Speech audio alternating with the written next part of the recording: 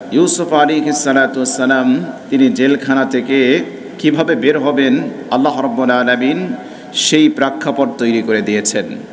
রাজা স্বপ্ন দেখেছেন, সে স্বপ্নের ব্যাখ্যা কেউ দিতে পারেনি, ইউসুফ আলাইহিস সালাতু ওয়াস সালাম তিনি ব্যাখ্যা দিয়েছেন। এরপরে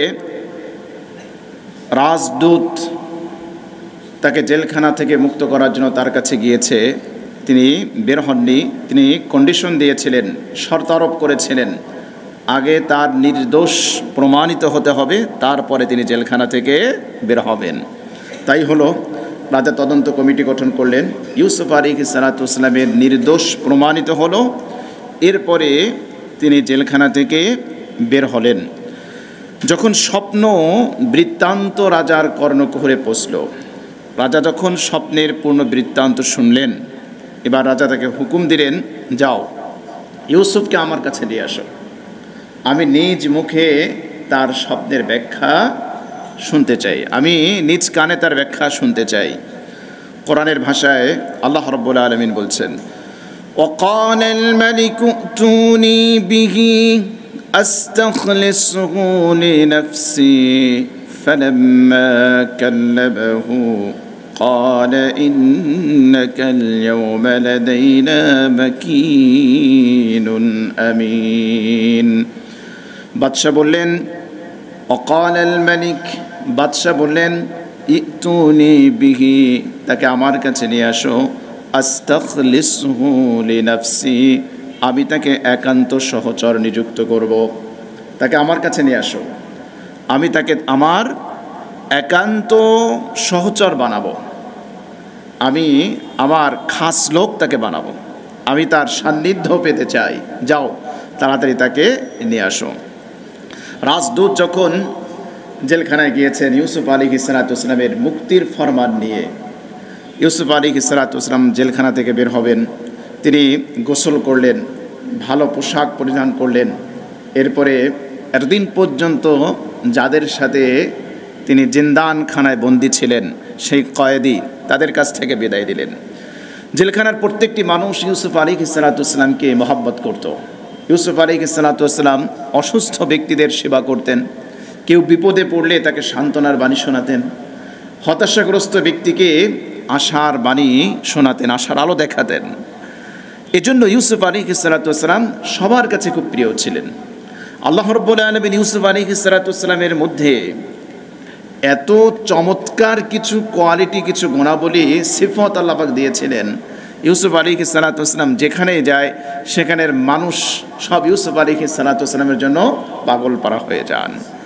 তো জেলখানা থেকে যখন বের হচ্ছেন, ইউসুফ আলাইহিস সালাতু ওয়াস সালাম জেলখানার গেটে দাঁড়িয়ে বন্দীদের কাছ থেকে বিদায় নিলেন।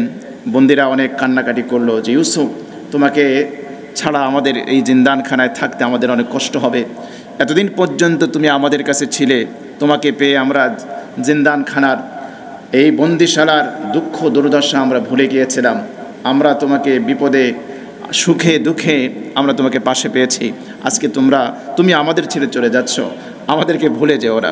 ইউসুফ আলাইহিস সালাতু ওয়াস সালাম তাদেরকে সান্ত্বনার বাণী শোনালেন যে হয়তো অচিরেই আল্লাহ রাব্বুল আলামিন তোমাদের মুক্তির ব্যবস্থা করবেন, এই জেলখানা থেকে তোমাদেরকে মুক্ত করার ব্যবস্থা করবেন, এজন্য আল্লাহ পাক হয়তো আমারও ব্যবস্থা করেছেন।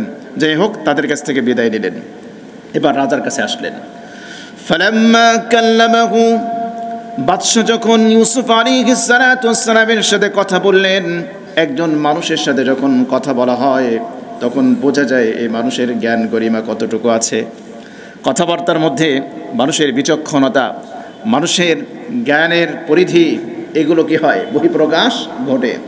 ইউসুফ আলাইহিস সালাতু ওয়াস সালাম যখন আসলেন, রাজা এবার বললেন, ইউসুফ, তুমি আমাকে শোনাও তো আমার স্বপ্নের বৃত্তান্ত। চমৎকার বিষয় হলো, মজার বিষয় হলো, সর্বপ্রথম ইউসুফ আলাইহিস সালাতু ওয়াস সালাম বাদশাহ যে স্বপ্নটা দেখেছেন সেটা শোনালেন।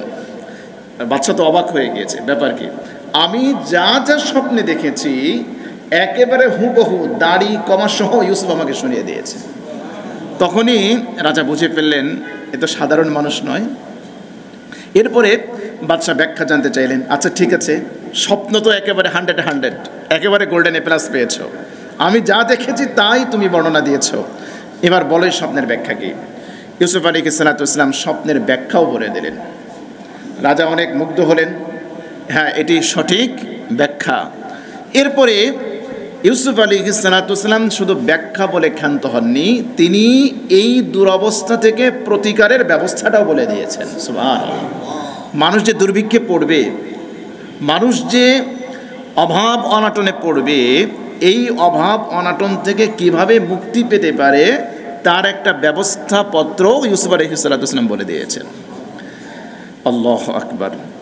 ফালাম্মা কাল্লামাহু, ইউসুফ আলাইহিস সালাম যখন বাদশার সাথে কথা বললেন, অথবা বাদশাহ যখন ইউসুফ আলাইহিস সালামের সাথে কথা বললেন, ক্বালা ইন্নাকাল ইয়াওমা লাদাইনা মাকিনুন আমিন। বাদশাহ বললেন, ইন্নাকাল ইয়াওম, আজ থেকে তুমি লাদাইনা, আমাদের নিকটে, মাকিন, অত্যন্ত শ্রদ্ধাভাজন, আমিন, আস্থাভাজন, বিশ্বাসভাজন। সুবহানাল্লাহ। বাদশাহ কথা বলে বুঝে ফেলেছেন এ কোনো সাধারণ মানুষ নয়। সাধারণ মানুষের ব্যাখ্যা বিশ্লেষণ এরকম হতে পারে না। নিঃসন্দেহে এক অসাধারণ ব্যক্তি, নিঃসন্দেহে একজন বিচক্ষণ ব্যক্তি। এই জন্য সঙ্গে সঙ্গে তিনি বলে দিলেন, ইন্নাকাল ইয়াওমা লাদাইনা মাকিনুন আমিন, আজ থেকে আপনি আমাদের নিকটে আস্থাভাজন, বিশ্বাসভাজন।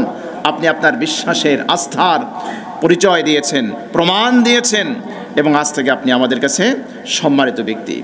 ইউসুফ আলাইহিস সালাম যখন বললেন, বাদশাহ এই দুর্ভিক্ষ থেকে বাঁচার জন্য আপনাকে কিছু কর্মসূচি হাতে নিতে হবে। 7 বছর প্রচুর পরিমাণে ফসল ফলবে, এরপরে 7 বছর দুর্ভিক্ষ হবে। এই 7 বছর জনগণ যেই ফসল উৎপাদন করবে, কৃষিকাজ করবে, এই ফসল থেকে তারা 1/5 এগুলো জমা করবে, শীষের মধ্যে রেখে এগুলো জমা করবে, যাতে করে ওই দুর্ভিক্ষের বছর এগুলো কাজে লাগাতে পারে। এবং শীষের মধ্যে গম রাখার 2টা ফজিলত, 2টা উপকারিতা আছে। 1 নম্বর হচ্ছে, দীর্ঘ সময় পর্যন্ত গম যদি রাখতে হয় তাহলে শীষের মধ্যে রাখলে এই গম পোকায় ধরবে না, নষ্ট হবে না। 2 নম্বর হচ্ছে, শীষগুলো সংরক্ষিত থাকলে এগুলো ভুসি তৈরি করে গবাদি পশুকে খাওয়ানো যাবে। আল্লাহর প্রেরিত পয়গম্বরগণ, নবীগণ, তারা সবার জন্য দয়ালু, সবার কথা চিন্তা করেন, সবার কথা ফিকির করেন। আল্লাহু আকবার। অভাব অনাটন যদি ফসল না হয়, শুধু মানুষ কষ্ট পাবে তা তো নয়, গবাদি পশু তারাও তো কীভাবে কষ্ট পাবে। এজন্য তিনি বললেন যে এই গমগুলো সংরক্ষণ করতে হবে মোচার মধ্যে, তাহলে শীষের মধ্যে, তাহলে গমগুলো ভালো থাকবে। আর এগুলো আমরা প্রয়োজনের সময় গবাদি পশুকে আমরা এগুলোকে খাবার হিসেবে ব্যবহার করতে পারবো। রাজা বললেন, এত বড় দায়িত্ব কে নেবে? আমি তো রাজকাজে ব্যস্ত থাকি, এখন কৃষকদের থেকে সব ফসল সংগ্রহ করা, এগুলো হেফাজত করা, বড় বড় গোদাম তৈরি করা, সেই জায়গায় এই গম সংরক্ষণ করা, এটা তো সহজ কোনো কাজ নয়, এটা তো কঠিন কাজ। ইউসুফ আলাইহিস সালাম তখন বললেন, قال اجعلني على خزائن الأرض إني حفيظ عليم। ইউসুফ আলাইহিস সালাম বললেন, ইজআলনি আলা খাযাইনিল আরদি, আপনি আমাকে অর্থমন্ত্রী হিসেবে নিয়োগ দিতে পারেন, আপনি আমাকে অর্থমন্ত্রী হিসেবে নিয়োগ দিতে পারেন। আলা খাযাইনিল আরদ, জমিনের যে খাজেন, জমিনের যে খাজানা, ধনভাণ্ডার, এই ধনভাণ্ডারের উপরে দায়িত্বে আপনি আমাকে নিয়োজিত করতে পারেন। যেহেতু ইউসুফ আলাইহিস সালামের ব্যাপারে একটু পূর্বেই রাজা বলছে যে ইন্নাকাল ইয়াওমা লাদাইনা মাকিনুন আমিন, আজ থেকে আপনি আমাদের কাছে সম্মানিত, বিশ্বাসভাজন, আস্থাভাজন। ইউসুফ আলাইহিস সালাম বুঝে ফেলেছেন যে নিঃসন্দেহে সে আমাকে কোনো না কোনো কাজে নিয়োজিত করবে, কোনো না কোনো কাজ দিবে। তো ইউসুফ আলাইহিস সালাম তিনি অত্যন্ত বিচক্ষণতার সাথে বললেন যে এই কাজের জন্য আমি পারফেক্ট। ইউসুফ আলাইহিস সালাম এখানে 2টো কোয়ালিটি বলেছেন, ইন্নী হাফিজুন আলিম, ইন্নী হাফিজুন আলিম। হাফিজ মানে সংরক্ষণ, হেফাজতকারী, আমানতদার। আলিম মানে বিজ্ঞ। আলিম মানে কি? বিজ্ঞ। যে কোনো কাজে কাউকে নিয়োজিত করতে চাইলে এই 2টা গুণ অবশ্যই থাকা আবশ্যক। কয়টা গুণ? 1 নাম্বার হাফিজ, আমানতদার। 2 নাম্বার কি? বিজ্ঞ, এক্সপার্ট। মানুষটা আমানতদার ঠিক আছে, কিন্তু আপনি যাকে নিয়োগ করেছেন কোনো এলেম নেই, নলেজ নেই, সে নলেজেবল পারসন না, তাহলে তার আমানতদারিতা আপনার কোনো কাজে দিবে না। আবার মানুষটা বিজ্ঞ বটে, আমানতদার বটে, কিন্তু মানুষের এলেম নাই, তাহলে কোনো কাজে আসবে না। ঠিক একইভাবে মানুষটার এলেম আছে কিন্তু আমানতদারিতা নাই, কম ক্ষতি হবে না বড় ক্ষতি হবে? কথা কয় না। ক্ষতি কি কম হবে না বড় হবে?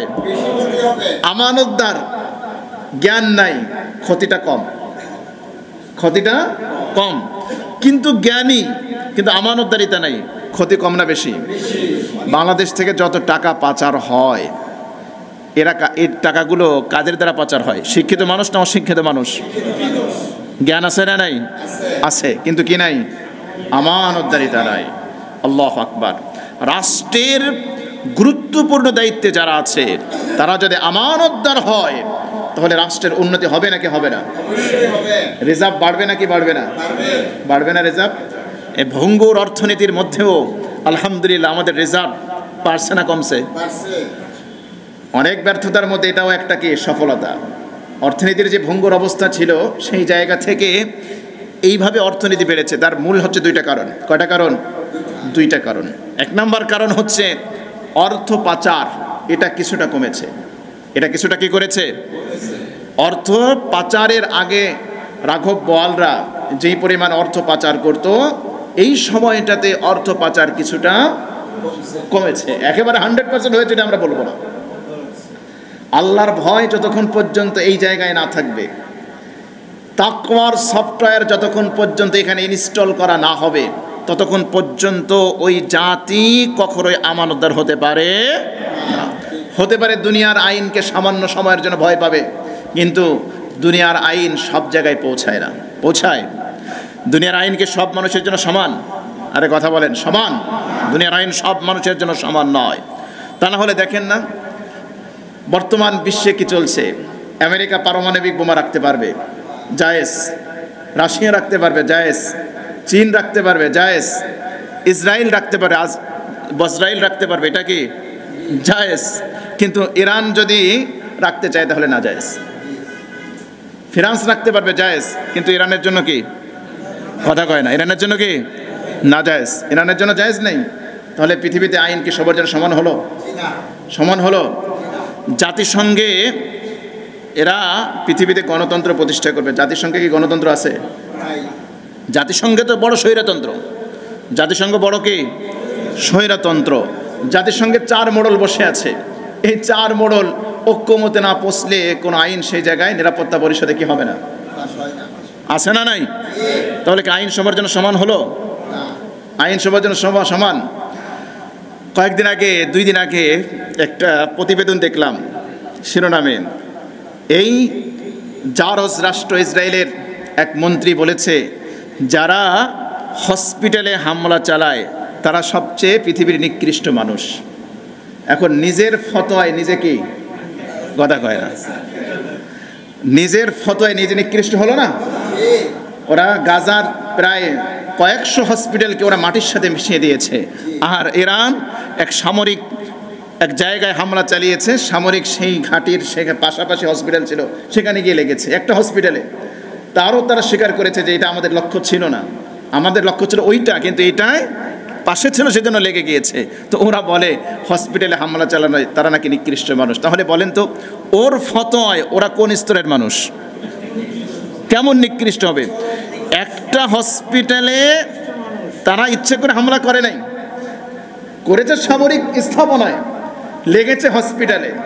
তো অনিচ্ছাকৃতভাবে ধরে নিলাম যুক্তির খাতিরে হসপিটালে লেগেছে, এর কারণে যদি তারা পৃথিবী নিকৃষ্ট হয়, আর তোরা যে ইচ্ছাকৃতভাবে কয়েকশত হসপিটাল গড়িয়ে দিয়েছিস, তাহলে তোরা যে কোন প্রকারের নিকৃষ্ট এটা ভাষায় ব্যক্ত করা যাবে না।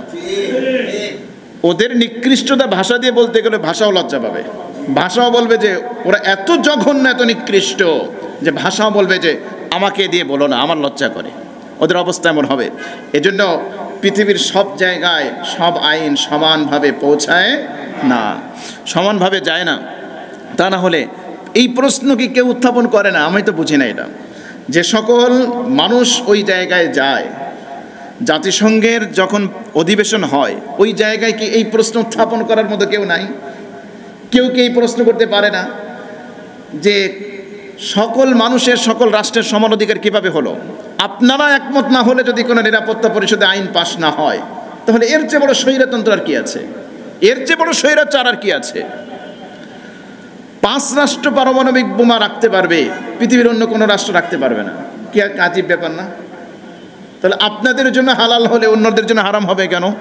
এই প্রশ্ন উত্থাপন করার মতো কেউ মনে হয় পৃথিবীতে নাই, কেউ মনে হয় নাই।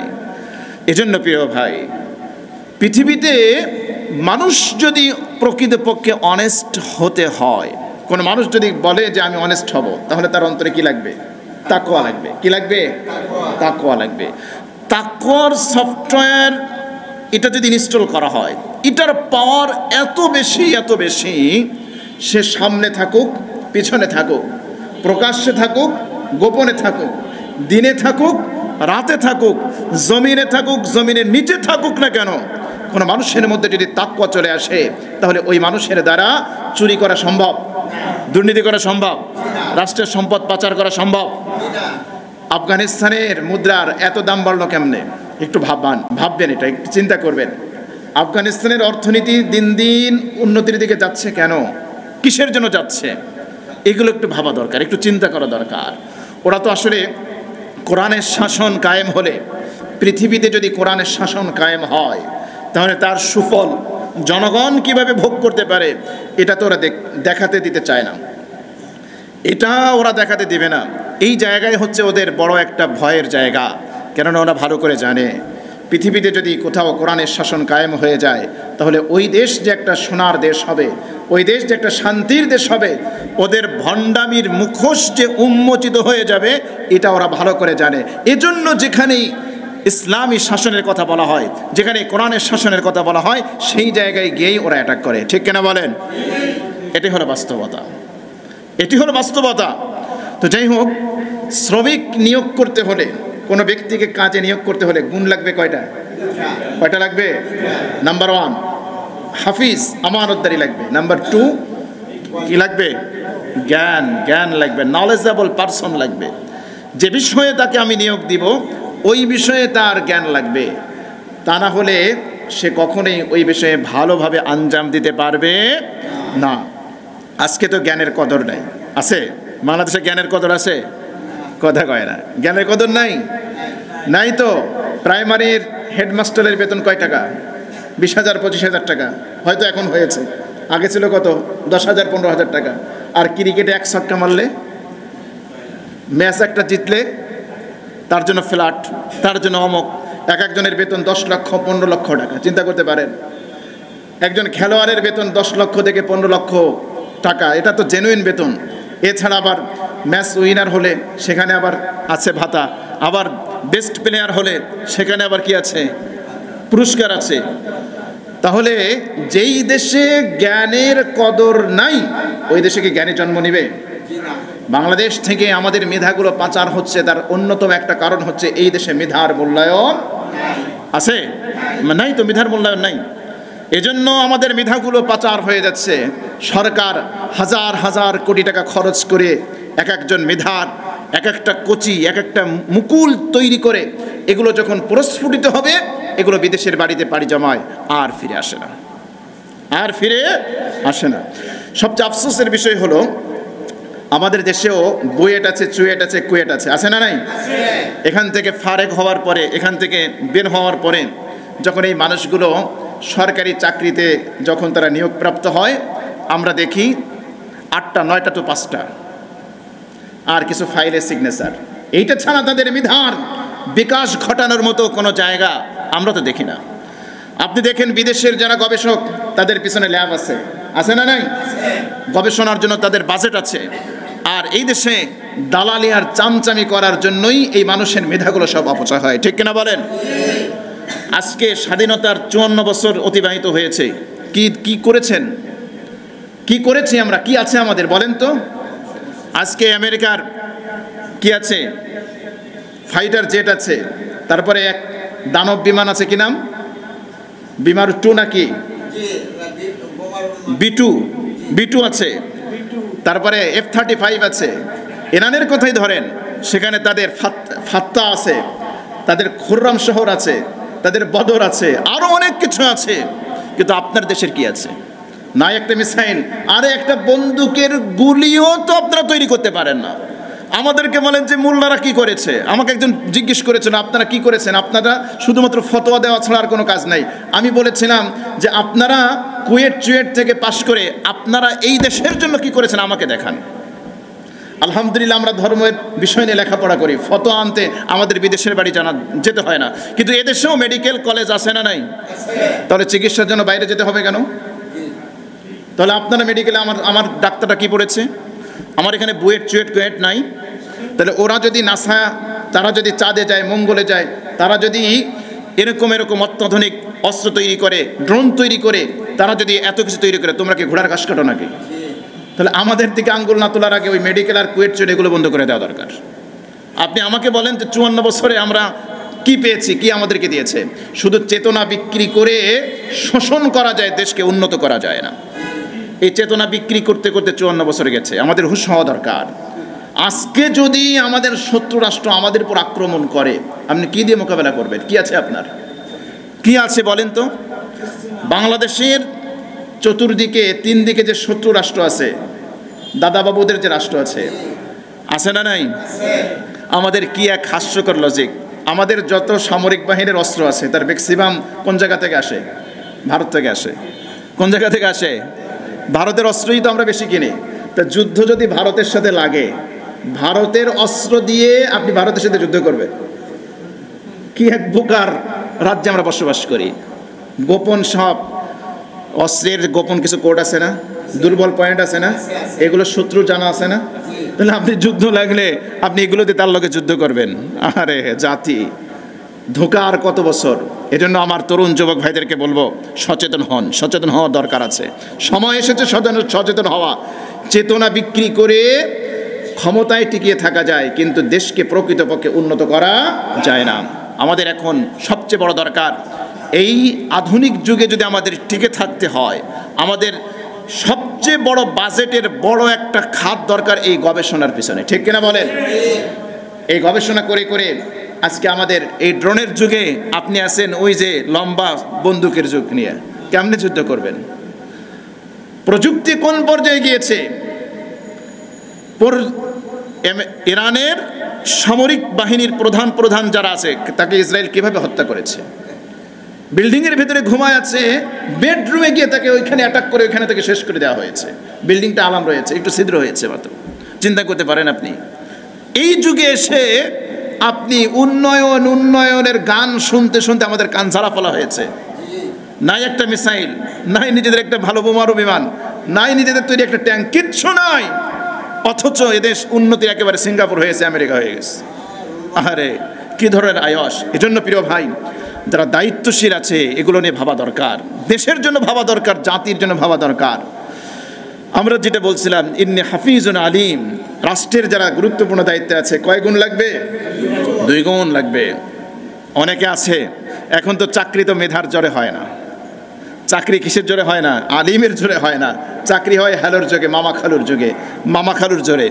আর চাকরি যারাও পায় তাদের ভিতরে হাফিজ এই গুণ নয়। তো ইউসুফ আলাইহিস সালাম বললেন, আমাকে আপনি এই কাজের দায়িত্বে নিযুক্ত করতে পারেন, এই 2 যোগ্যতা আমার মধ্যে আছে। এখন একটা প্রশ্ন হতে পারে, তিনি আল্লাহর নবী হয়ে তিনি কিভাবে রাষ্ট্রের ক্ষমতা তিনি চাইতে পারেন? তিনি কিভাবে বলতে পারেন ইজআলনি আলা খাযাইনিল আরদ? তো 1 নম্বর জবাব হচ্ছে, কোনো ব্যক্তি যদি বুঝে যে এই জায়গায় সে দায়িত্বে আসলে সে কোরআন এবং সুন্নাহকে বাস্তবায়ন করতে পারবে, সে যদি নিজে দায়িত্ব আসে জনগণের সেবা করতে পারবে, তার দ্বারা আমানতের খেয়ানত হবে না এবং ওই ব্যাপারে তার জ্ঞান আছে, ওই জায়গায় তাকে নিজেকে পেশ করা এটা জায়েজ, এটা নাজায়েজ নয়। দ্বিতীয়ত, ইউসুফ আলাইহিস সালাম বুঝতে পেরেছিলেন বাদশাহ তাকে গুরুত্বপূর্ণ কোনো দায়িত্বে নিযুক্ত করবেন, এজন্য তিনি বলেছেন ইজআলনি আলা খাযাইনিল আরদ। 3 নম্বর, ইউসুফ আলাইহিস সালামের দৃষ্টি ছিল মানুষকে দুর্ভিক্ষ থেকে বাঁচানোর। সৃষ্টি জীবকে কিভাবে দুর্ভিক্ষ থেকে, অভাব অনাটন থেকে বাঁচানো যায়, তার দৃষ্টিটা ওই দিকে ছিল। এবং তিনি বুঝেছিলেন তার এলেম তো আল্লাহ প্রদত্ত এলেম। তিনি বুঝেছিলেন এই এলেমকে যদি তিনি কাজে লাগান তাহলে এই এলেমের মাধ্যমে তিনি জনগণের উপকার করতে পারবেন। এই জন্য তিনি বলেছেন ইজআলনি আলা খাযাইনিল আরদ ইন্নী হাফিজুন আলিম। এরপরে বাদশাহ তাকে এই কাজের দায়িত্বে নিযুক্ত করলেন। ঠিক আছে, তোমাকে এই কাজের দায়িত্ব দেওয়া হলো, তোমাকে অর্থ মন্ত্রণালয় তোমার হাতে ন্যস্ত করা হলো, তুমি তোমার মতো করে তুমি কাজ করো। ইউসুফ আলাইহিস সালাতু ওয়াস সালাম কোথায় ছিলেন? কুয়ার মধ্যে। একটু চিন্তা করেন, কোথায় ছিলেন? কুয়ার মধ্যে। সেখান থেকে গোলাম হিসেবে বিক্রি, সেখান থেকে রাজপ্রাসাদে কাজের লোক, যদিও তিনি সেখানে আদর যত্নে ছিলেন, সেখান থেকে কোথায়? জেলখানায়। কোথায়? জেলখানায়। আর সেখান থেকে কোথায়? একেবারে অর্থমন্ত্রী, আর কিছুদিন পরে বাদশাহ। সুবহানাল্লাহ বলবেন না? আল্লাহর কুদরত আছে না নাই? ক্ষমতা আছে না নাই? আল্লাহু আকবার। আল্লাহ রাব্বুল আলামিন বলেন ওয়াকাযালিকা মাক্কান্না লিইউসুফা ফিল আরদি, এমনি ভাবে আমি রব্বুল আলামিন ইউসুফকে মিশরের জমিনে প্রতিষ্ঠা করে দিলাম, কর্তৃত্ব দান করে দিলাম, ক্ষমতা দান করে দিলাম। মাক্কান্না লিইউসুফা ফিল আরদ, ইউসুফকে আমি জমিনে এস্টাবলিশ করে দিলাম, ক্ষমতা দিয়ে দিলাম। ইয়াতাবাউ মিনহা হাইতু ইয়াশা, যেই বালকটা একসময় বাজারে বিক্রি হলো, আল্লাহ রাব্বুল আলামিন বলেন এই মানুষটাকে আমি এমনভাবে সম্মানিত করলাম, ইয়াতাবাউ মিনহা হাইতু ইয়াশা, ইউসুফ যেখানে চায় সেখানে বসবাস করতে পারে। আল্লাহু আকবার। ইয়াতাবাউ মিনহা হাইতু ইয়াশা নুসিবু বিরহমাতিনা মান নাশা। আল্লাহ বলেন এভাবেই আমি আমার রহমতকে যাকে ইচ্ছা তার কাছে পৌঁছায়া দেই। যে ব্যক্তি যাকে আমার পছন্দ হয়, আমি যাকে আমার রহমত প্রাপ্তির উপযুক্ত মনে করি, তার কাছে আমার রহমত আমি পৌঁছায়া দেই। নুদিউ আজরাল মুহসিনিন, আর আমি সৎকর্মশীল বান্দাদের প্রতিদান কখনো নষ্ট করি না। আল্লাহু আকবার। আপনি যদি ভালো কাজ করেন, প্রিয় ভাই ভালো করে মনে রাখবেন, আপনি যদি ভালো কাজ করেন এর একটা ফিডব্যাক আছে না নাই? অবশ্যই আছে। দুনিয়াতেও আছে, আখিরাতেও আছে। আল্লাহ রাব্বুল আলামিন তিনি ইনসাফগার, তিনি মুনসিফ, তিনি ইনসাফ প্রতিষ্ঠা করেন, বান্দার সাথে ইনসাফ করেন, কখনো বেইনসাফি করেন না। সুতরাং ভালো করে মনে রাখবেন, আপনি যদি ভালো কাজ করেন দুনিয়াতেও বেনিফিট পাবেন, আখিরাতেও অবশ্যই আখিরাতেও পাবেন ইনশাআল্লাহ। আল্লাহ তাই বলছেন ওয়ালা নুদিউ আজরাল মুহসিনিন, যারা ভালো কাজ করে, যারা সৎকর্মপরায়ণশীল, এই সকল মানুষের প্রতিদান আমি নষ্ট করি না। তবে আল্লাহ পাক সাথে সাথে জানিয়ে দিচ্ছেন ওয়ালা আজরুল আখিরাতি খায়রুল লিল্লাযিনা আমানু ওয়া কানু ইয়াত্তাকুন, তবে যারা ঈমান আনে আর যারা তাকওয়া অবলম্বন করে, আমি রব্বুল আলামিন তাদের জন্য আখিরাতের যেই প্রতিদান রেখে দিয়েছি ওই প্রতিদান দুনিয়ার প্রতিদান থেকে হাজার গুণ উত্তম। ওয়ালা আজরুল আখিরাতি খায়র, ওয়ালা আজরুল আখিরা, পরকালের প্রতিদান, পরকালের অ্যাওয়ার্ড, পরকালের যেই প্রতিদান আল্লাহ রাব্বুল আলামিন দান করবেন, খায়রুন, এটা কি শ্রেষ্ঠ, এটা উত্তম। কাদের জন্য? লিল্লাযিনা আমানু, মুমিনদের জন্য। সাথে সাথে আরো একটা গুণ, আরো একটা কোয়ালিটি আমাদের অর্জন করতে হবে, সেটা হচ্ছে কি ওয়া কানু ইয়াত্তাকুন। কি হতে হবে? কথা কয় না, কি হতে হবে? মুত্তাকি হতে হবে। তাকওয়া ছাড়া পরকালের কোনো প্রতিদান তার কারোর জন্য নাই। পরকালের প্রতিদান আল্লাহ রাব্বুল আলামিন যা কিছু রেখেছেন সব কাদের জন্য? মুত্তাকিদের জন্য। ওয়াল আখিরাতু ইনদা রাব্বিকা লিল মুত্তাকিন, তোমার রবের কাছে আখিরাতে যা কিছু আছে সব কাদের জন্য? মুত্তাকিদের জন্য। এখন তাকওয়ার লেভেল যেরকম হবে তার প্রতিদানটাও ওই লেভেলের হবে। কোনো ব্যক্তির তাকওয়া যদি 0 লেভেলে থাকে, 1 2 3 4 প্রাইমারি লেভেলে থাকে, প্রতিদানটাও প্রাইমারি লেভেলের হবে। কারো তাকওয়ার স্তরটা যদি মাধ্যমিক লেভেলের হয়, মাধ্যমিক লেভেলের প্রতিদান সে পাবে। এজন্য কোরআন আপনি যখন পড়বেন, আপনি দেখেন আল্লাহ পাক যা কিছু বয়ান দিয়েছেন পরকালের প্রতিদান পুরস্কার, সব তাকওয়ার কন্ডিশন লাগাই দিয়েছেন। মাসালুল জান্নাতিল্লাতী ওয়িদাল মুত্তাকুন, আল্লাহ বলেন মুত্তাকিদেরকে আল্লাহ রাব্বুল আলামিন যে জান্নাতের ওয়াদা দিয়েছেন, প্রতিশ্রুতি দিয়েছেন, সেই জান্নাতের দৃষ্টান্ত হলো এমন। এরপরে জান্নাতের বিবরণ, জান্নাতের ভিতরে কি কি দেবেন আল্লাহ পাক তার বয়ান দিয়েছেন। সুতরাং প্রত্যেকটা জায়গায় ফি মাকআদি সিদকিন ইনদা রাব্বিকা, আল্লাহু আকবার, রবের নিকট যাদের জন্য সিংহাসন পাতা হবে তারা কারা? মুত্তাকি। তারা কারা? আর সুবহানাল্লাহ বলেন না, সুবহানাল্লাহ, আল্লাহু আকবার। এজন্য আল্লাহ পাক বলছেন ওয়ালা আজরুল আখিরাতি খায়রুল লিল্লাযিনা আমানু ওয়া কানু ইয়াত্তাকুন। দুনিয়াতেও আপনি প্রতিদান পাবেন ইনশাআল্লাহ, আর আখিরাতের প্রতিদান তো আছেই। এরপরে ইউসুফ আলাইহিস সালাতু ওয়াস সালাম তিনি তার যে কর্মপন্থা, তার যে মেধা, তার যে আমানতদারিতা, এগুলোর মাধ্যমে তিনি ফসল সংরক্ষণ করলেন, জমা করলেন। আর ওদিকে 7 বছর শেষ হয়ে দুর্ভিক্ষের বছর শুরু হয়ে গেল। ইনশাআল্লাহ আমরাও দুর্ভিক্ষের আলোচনাটা আগামী সপ্তাহ থেকে শুরু করব ইনশাআল্লাহ।